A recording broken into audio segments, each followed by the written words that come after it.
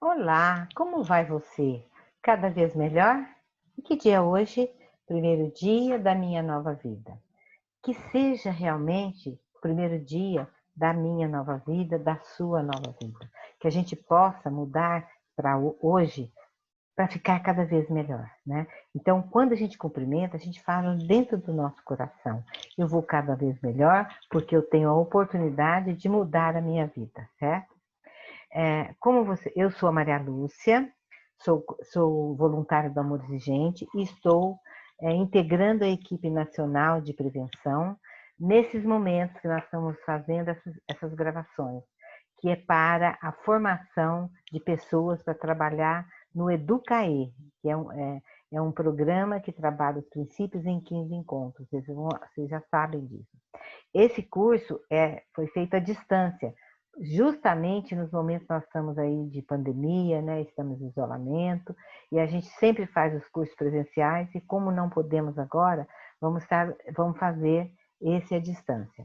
Então, que a gente possa aproveitar bastante, e tudo que vocês quiserem ou precisarem, contem conosco. Tá? Vocês sabem, já viram aí em algumas outras atividades, que nós começamos o dia, a nossa atividade, com a oração da serenidade e uma reflexão que a gente chama de espiritualidade pluralista. Normalmente alguém conta uma história, alguém canta, alguém lê um texto, né? Então vamos começar? Vamos fazer primeiro a oração da serenidade. Eu seguro a minha mão na sua, uno meu coração ao seu, para que juntos possamos fazer aquilo que sozinho não consigo. Concedei-me, Senhor, a serenidade necessária para aceitar as coisas que eu não posso modificar, coragem para modificar aquelas que eu posso e sabedoria para distinguir uma das outras, força, fé e alegria. Então, hoje, a história que eu trouxe para a gente refletir é As Colheres do Cabo Comprido. Tá? Eu vou ler para vocês e depois nós vamos fazer uma reflexão juntas. Conta uma lenda que Deus convidou um homem para conhecer o céu e o inferno. Foram primeiro ao inferno. Ao abrirem a porta, o homem viu uma sala em cujo centro havia um caldeirão de substanciosa sopa e à sua volta estavam sentadas pessoas famintas e desesperadas. Cada uma delas segurava uma colher, porém de cabo muito comprido, que lhes possibilitava alcançar o caldeirão, mas não permitia que colocassem a sopa na sua própria boca. O sofrimento era muito grande. Em seguida, Deus levou o homem para conhecer o céu. Entraram em uma sala idêntica à primeira. Havia o mesmo caldeirão, as pessoas em volta e as colheres de cabo comprido. A diferença é que todos estavam saciados, felizes, contentes, não havia fome nem sofrimento. Eu não compreendo, disse o homem. Por aqui as pessoas estão felizes, enquanto na outra sala morrem de aflição, se é tudo igual. Deus sorriu e respondeu: Você não percebeu? É porque aqui eles aprenderam a dar comida uns aos outros. Qual é a reflexão que a gente tira dessa historinha? A gente tem 3 situações que foram bem colocadas aqui. A primeira situação é de egoísmo. Por quê? As pessoas do inferno, vamos dizer assim, estavam altamente preocupadas com a sua própria fome, com o seu próprio problema, impedindo deles pensassem uma alternativa diferente. Eles não tiveram criatividade nenhuma. Como todos estavam querendo se safar da sua própria situação, eles não encontravam nenhuma solução para o problema. E depois, a falta de solidariedade, né? Se tivesse havido alguém solidário, alguém que pensasse em ajuda mútua, né, a situação teria sido completamente diferente, como foi da outra sala. Tá? Então, vamos pensar nisso. Quantas vezes a gente fica focada no nosso problema e achando que não pode ajudar o outro, né? O Amor Exigente nos ensina muito isso. A gente vai procurar uma gente para resolver os nossos problemas, mas lá a gente encontra pessoas que têm problemas maiores que o nosso e que nós podemos ajudar ouvindo ou fazendo alguma coisa por elas. E aí o nosso problema fica muito menor, fica muito mais fácil a gente resolver, tá? Então, essa é a nossa reflexão de hoje.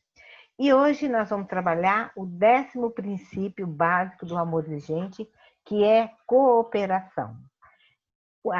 O enunciado desse princípio diz assim, ó, a essência da família repousa na cooperação, não só na convivência. O que é isso? Porque quando existe uma família unida, uma família que trabalha em conjunto, que tem cooperação de todos, ela realmente é uma família de grande importância, né? Por quê? Porque todos cooperam, não é cada um fazendo uma coisa. É realmente fazendo tudo para o bem comum. É o princípio tido como cooperador, tá? Então, é a união de pessoas em volta de um trabalho para o bem de todos. Então, eu não estou fazendo só para mim as coisas, eu estou fazendo para todo mundo aproveitar. Vamos fazer um exemplo. Eu, quando ouvi essa palestra, eu refleti muito a respeito, porque a gente costuma poupar muito os nossos filhos, as pessoas que moram na nossa casa. E a gente acaba acumulando coisas para nós. Então, a gente tem que fazer tudo. Ninguém se preocupa com a gente.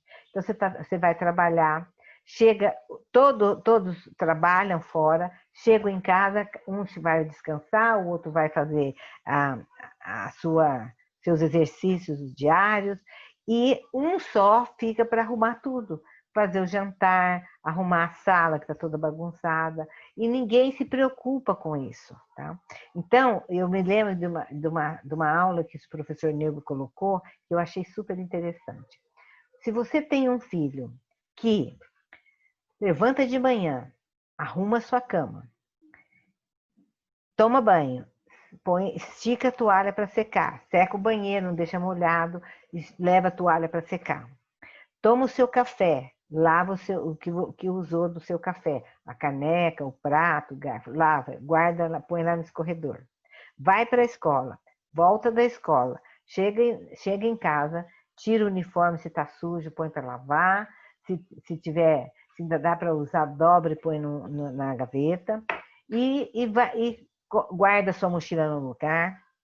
Esse filho coopera? E a gente achava que cooperava, né? Nananina não, segundo o Neubi, ele está fazendo somente o que é dele. A cooperação ele tem que fazer além do que é dele, olhar para o outro para ajudar. Então, se ele chega em casa, tem a pia lá cheia de coisas para lavar, ele não precisa ficar, não é minha obrigação. É sim, você mora nessa casa, você faz parte disso.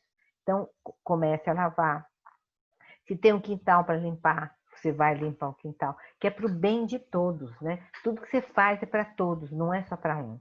Então, a gente precisa ensinar isso aos nossos filhos, porque senão a gente vive completamente atordoada com tanta coisa. Tem um exemplo que eu trouxe para vocês, que é a cooperação na natureza. São vários animais que se trabalham em cooperação. Eu escolhi 2, que são as formigas e as abelhas. As formigas são um exemplo perfeito de cooperação. Elas são insetos sociais e trabalham juntos para levar objetos muito maiores do que elas até o formigueiro. Tarefas como coletar alimento, defender o formigueiro, cuidar das larvas e pupas, são divididas entre os membros do formigueiro. É tudo bem divididinho. Nas abelhas, elas são consideradas o símbolo do trabalho e da cooperação também. Na sociedade das abelhas, não há um posto central de comando. O poder é disseminado através da colmeia e as decisões diárias são tomadas consensualmente através de estímulos químicos, visuais, auditivos e táteis. Então, se decide o que se vai fazer em conjunto, né? Já os homens, o que hoje, se a gente pensar bem, o que a cultura de hoje nos induz, né? O que ela faz para a gente? Hoje que a gente vê competitividade. Você quer ser o primeiro, não importa de que maneira seja, tá? Você quer ganhar, você tem que chegar em primeiro lugar, você tem que conquistar tudo, mas sem pensar no outro. Muitas vezes a gente percebe, hoje a realidade nossa é essa, corrupção e suborno. Né? Você não pensa no outro, somente para si. Acusação, né? Então a gente acusa, existe, eu até acho assim, nunca gostei muito do termo delação premiada. O que é isso? Você está acusando o outro e sabendo que você também faz coisas erradas. O egoísmo é muito grande, desde criança até os adultos, né? Então a gente vê aqui, ó, há uma disputa do que é meu, tudo é meu, você não tem nada. Então é essa cultura que nos induz hoje, induz os nossos filhos também. E o Amores de Gente vem dizendo para a gente, e quando a gente trabalha a cooperação, quando a gente passa esse sentido de cooperação, ela facilita muito a nossa vida e a vida da nossa família. Por quê? Facilita a aprendizagem. Fazendo junto, a gente aprende mais, né? Então, se o meu filho não sabe alguma coisa, vamos junto fazer.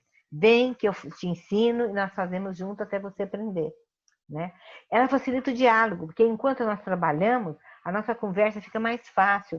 Nós ouvimos e somos ouvidos. Então, eu estou lá lavando o quintal, vem minha filha, começa a conversar comigo, e a gente começa a trabalhar, uma esfrega, a outra joga água, e você começa a trabalhar nisso. Eu acho engraçado que eu lembro de uma mãe, lá no nosso grupo, que ela, depois que ela estudou essa cooperação, ela disse assim, eu faço terapia de pia com a minha filha. Por exemplo, no final de semana que ela saiu, e eu tô louca para saber o que aconteceu na saída dela, né? Mas se eu sentar e fizer um interrogatório, ela jamais me fala alguma coisa.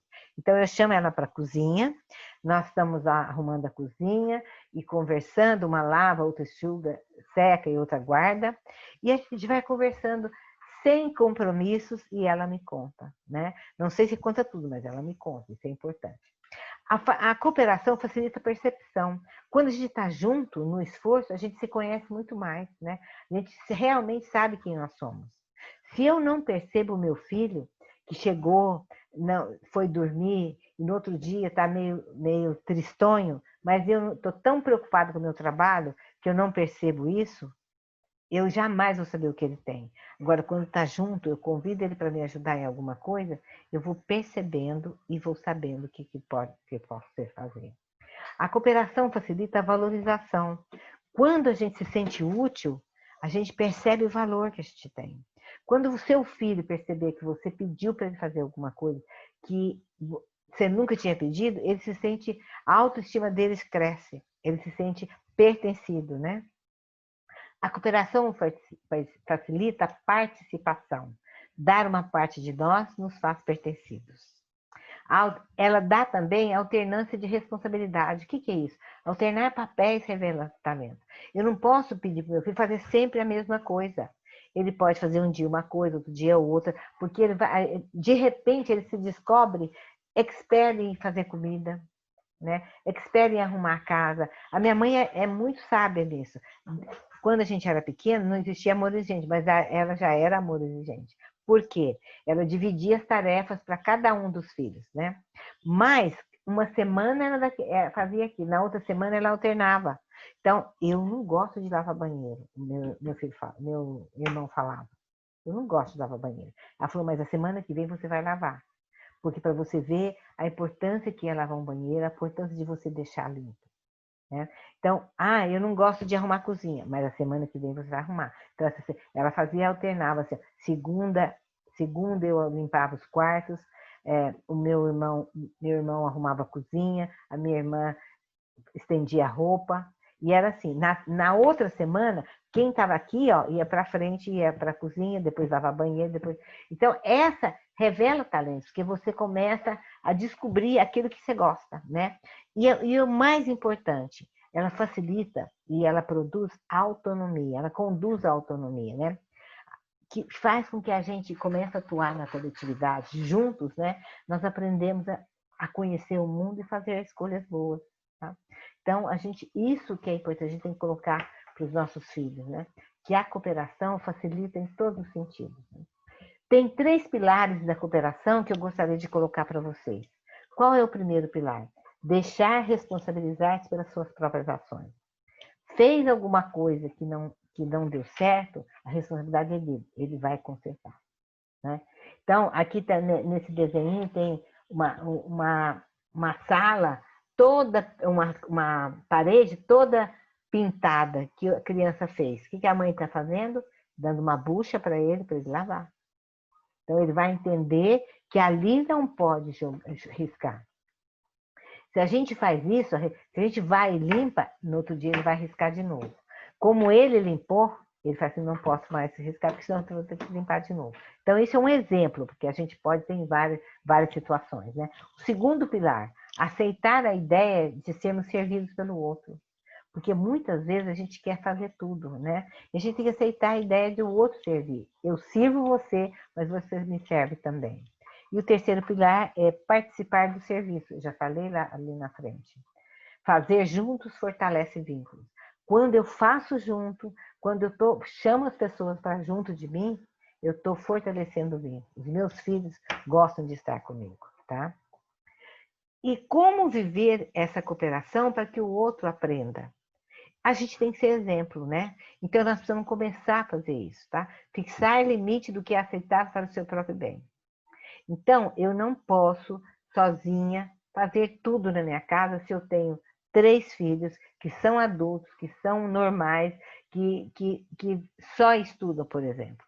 Então, eu tenho que colocar limite para mim. Então, olha, hoje, eu não vou lavar quintal. Vocês lavam para mim porque eu estou cansada. Então, é uma direção, né? Então, a gente tem que pensar nisso. Ouvir com discernimento.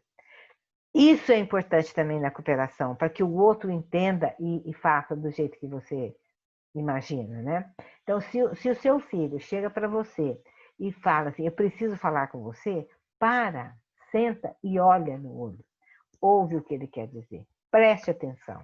Não é assim, fala e vai trabalhando. Não.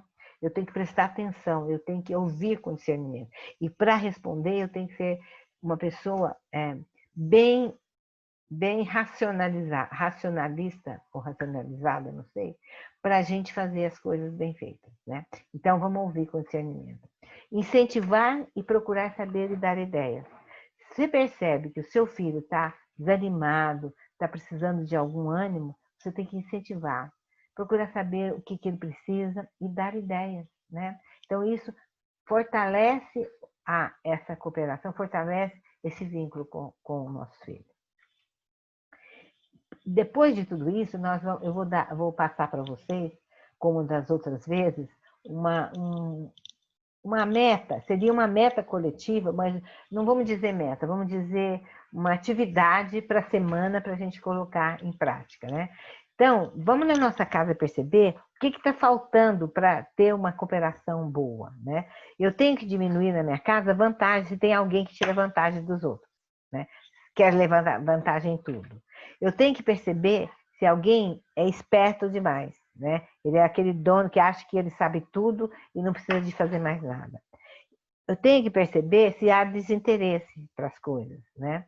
Eu tenho que perceber se tem gente acomodada, né? Que, deixa para lá, vamos deixar, amanhã a gente faz. Não, tem que ser feito hoje. E o que usa o outro, né? Se você fizer isso, eu te faço tal coisa. E depois não cumpre aquele que prometeu, tá? E aumentar a união da família, aumentar o serviço. O que é o serviço? É você trocar, você dar de si pelo outro, né? O trabalho, né, em conjunto, a organização. Se existe uma desorganização, cada um arrumando um pedaço vai organizar e depois a satisfação. Então, quando a gente percebe isso, a gente começa a trabalhar, a sentir a verdadeira cooperação, aquela cooperação que a gente coloca, né? E agora nós vamos falar um pouquinho do 10º princípio ético do AE, né? Que é promover a espiritualidade familiar, respeitando a crença de cada um. O que é isso, né? A palavra-chave é espiritualidade. Na nossa família pode ter pessoas de várias religiões, né? E nem por isso eu não vou respeitá-la. O meu Deus é melhor que o dele por causa da minha religião. Não, eu preciso respeitar a crença de cada um. Eu preciso promover essa espiritualidade. E a dona Mara e o padre Haroldo sempre diz que o amor exigente ele fica no, no alpendre da casa da espiritualidade. Uma casa que tem várias portas, tem um alpendre grande, uma área grande em volta, o amor exigente fica ali. E cada um vai abrir a porta que acha que deve. O caminho vai levar ao mesmo lugar, mas podem ser em portas diferentes. Então, eu preciso respeitar a crença do meu marido, se ele não é da mesma minha religião, tá? A espiritualidade é diferente. Então, eu quero perguntar para vocês, como você promove a espiritualidade em seu grupo? Seja familiar, seja de amigos, ou seja no amor exigente. Como que você promove, tá? Uma pergunta para vocês responderem. E tem duas definições de espiritualidade que eu gosto muito, que eu trouxe para vocês. Que a espiritualidade é fazer o bem. Padre Haroldo que colocou isso. Perguntaram para ele, padre, o que é espiritualidade? Ele disse, espiritualidade é fazer o bem. Então, se você faz o bem, você está praticando a espiritualidade. Se você respeita o outro, você está praticando a espiritualidade. E a Madre Teresa de Calcutá também, eu adoro essa frase que ela fala. O meu desejo é que todos os que passem por mim saiam melhores do que chegaram. Então, que eu possa ser aquela centelha que melhore o outro. Né? Isso é espiritualidade. Terminando agora, eu vou falar para você que trabalha com o Educaê, que você é voluntário, que vai trabalhar com o Educaê, com as pessoas que vão fazer o Educaê. Como trabalhar esse 10º princípio com o pessoal. O objetivo desse 10º princípio é levar o participante a cooperar com o meio familiar e social, percebendo a importância do seu papel no grupo em que vive. Então, o objetivo eu tenho que ensinar o meu filho a perceber a importância do seu papel. Né? Ele é pertencido àquela família, ele é respeitado por aquela família e ele precisa trabalhar junto com aquela família. Então, isso é o objetivo principal. E alguns conceitos necessários para a prática desse princípio, que é ajuda mútua, né? Eu dou e recebo também. É o pertencimento, quando você participa de um grupo e é aceito, você tem esse sentido de pertencimento. É a organização, fazendo junto, nós organizando tudo. E ter a disponibilidade. Sempre deixar um tempo para trabalhar na cooperação. E tem outros conceitos também. O respeito, que eu já falei, cumprir as regras. Se você está num grupo, por exemplo, no grupo de amor exigente, existem regras. Existe horário para chegar, horário para sair, a metodologia do trabalho. Então, isso a gente cumprir as regras. A participação, a responsabilidade e as diferenças individuais. Eu aceitar o outro como ele é, dentro do grupo, faz parte da prática desse princípio, tá? A gente vai deixar algumas perguntas para vocês fazerem na partilha, né? Vocês já sabem que a partilha é o momento mais rico que tem dentro dos grupos de amor exigente. É na partilha que eu vou falar dos meus sentimentos, falar das coisas que eu preciso, né? Dentro daquilo que eu ouvi. Então, primeira coisa que a gente tem que ter é o compromisso do sigilo, né? O que você fala aqui, o que você ouve aqui, quem você vê aqui, aqui permanece. Nesse momento, nós vamos nos respeitar e respeitar o outro. Da mesma maneira que eu não quero que falem dos meus problemas lá fora, eu não vou falar também. Então, as perguntas para facilitar uma partilha são essas que eu deixei aqui, mas que você pode encontrar outras na apostila lá, dos 15 encontros. Então, você escolhe aquela que você achar mais conveniente, tá? Eu fiz essas 4 aqui, ó. Na sua família, todos cooperam para o bem comum? Se não, o que pode ser feito para melhorar? Em que sentido deixar de fazer o trabalho do outro é colaborar com ele? Porque às vezes você faz para o outro, né? No que sentido é você deixar de fazer o trabalho para colaborar com esse outro? O que precisa ser reorganizado para que a sua família seja cooperativa? O que está faltando para a sua família ser mais cooperativa? E qual a sua meta de cooperação familiar essa semana? Escolha uma meta fácil, que você pode cumprir, vá devagar, mas vá sempre caminhando para frente, certo? Eu quero agradecer muito o que vocês terem me ouvido. Esse 10º princípio para mim, são todos importantes, mas para mim também foi muito bom, me ajudou muito na criação dos meus filhos, nos meus relacionamentos. espero ter passado aquilo que realmente eu aprendi e vivenciei, tá? Quem sabe um outro dia a gente se encontra. Muito obrigada.